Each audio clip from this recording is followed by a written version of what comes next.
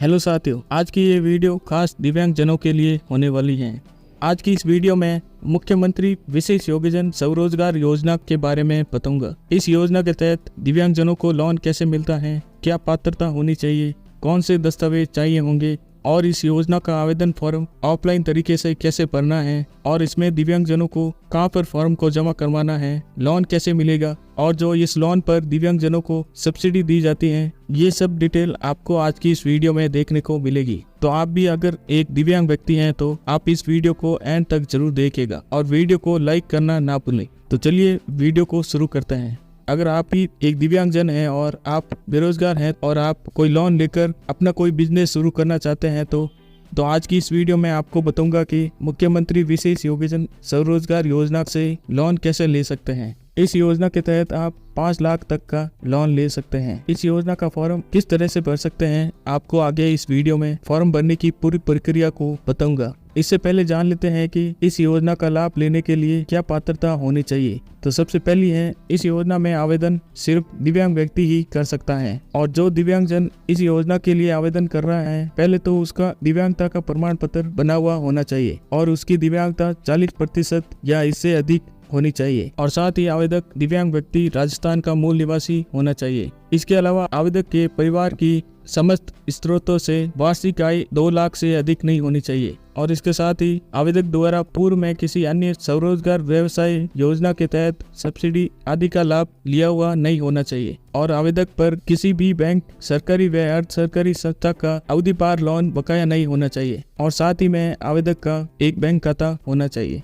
इस योजना का आवेदन करने के लिए दस्तावेज की बात करें तो जो भी दिव्यांग व्यक्ति आवेदन कर रहा है उसका दिव्यांग प्रमाण पत्र बना हुआ होना चाहिए और आय प्रमाण पत्र, मूल निवास प्रमाण पत्र, एक शपथ पत्र, जन Aadhaar card, mobile number, passport size photo और बैंक खाता पासबुक। चलिए अब जान लेते हैं कि इस योजना के तहत कितनी लोन राशि पर कितनी सब्सिडी मिलती है। इसमें दिव्यांग व्यक्ति कोई बिजनेस शुरू करने के लिए इस योजना के तहत 5 लाख तक का लोन ले सकता है, जिसमें लोन राशि पर 50% या फिर अधिकतम 50,000 रुपए, जो भी दोनों में कम हो, वे अनुदान के रूप में दी जाती है। यानी कि मान के चलो कि अगर आप एक कोई किराना शॉप खोल रहे हो और आप 1 लाख रुपए का लोन ले रहे हो तो आपके 1 लाख रुपए में से 50,000 रुपए माफ कर दिए जाएंगे और आपको 50,000 रुपए ही वापस भरना होगा। तो चलिए अब जान लेते हैं कि इसमें ऑफलाइन तरीके से आवेदन कैसे भरना है और कहां पर जमा करवाना है। तो सबसे पहले तो आप यहां पर देख सकते हैं कि आवेदक का एक दिव्यांगता दर्शाते हुए फोटो लगाना है और उसके बाद आवेदक का नाम यानी कि आपका पूरा नाम यहाँ पर लिखना है और उसके बाद आवेदक के पिता या पति का नाम यानी कि आपको यहाँ पर अपने पिता का नाम भरना है। यदि आप एक शादीशुदा महिला हैं तो पति का नाम यहाँ पर लिखना है। इसके बाद आवेदक का पूर्ण पता आप यहाँ पर देख सकते हैं। यदि आप ग्रामीण क्षेत्र से हैं तो अपने गाँव का नाम, उसके बाद ग्राम पंचायत और यदि आप शहरी क्षेत्र से हैं तो आपको यहाँ पर वार्ड नंबर और आपकी नगर पालिका कौंसिल है उसका नाम यहाँ पर लिख देना है। उसके बाद आपको यहाँ पर पंचायत समिति या फिर तहसील का नाम लिखना है। उसके बाद आपके जिले का नाम लिखना है। अगला है आवेदक की श्रेणी। इसमें आप यहाँ पर अगर आप पुरुष हैं तो पुरुष पर टिक कर दें और महिला है तो महिला पर टिक कर दें। उसके बाद है विशेष योग्यजन की श्रेणी। आपकी इनमें से जो भी दिव्यांगता है उसके ऊपर टिक कर देना है। इससे अगला है आवेदक की जन्म तिथि व आयु। इसमें आपको अपनी जन्म तिथि को लिखना है और आगे आपकी वर्तमान में कितनी आयु है वो लिख देनी है। इसमें आपको बता दूं कि इस योजना का लाभ लेने के लिए आपकी आयु 18 से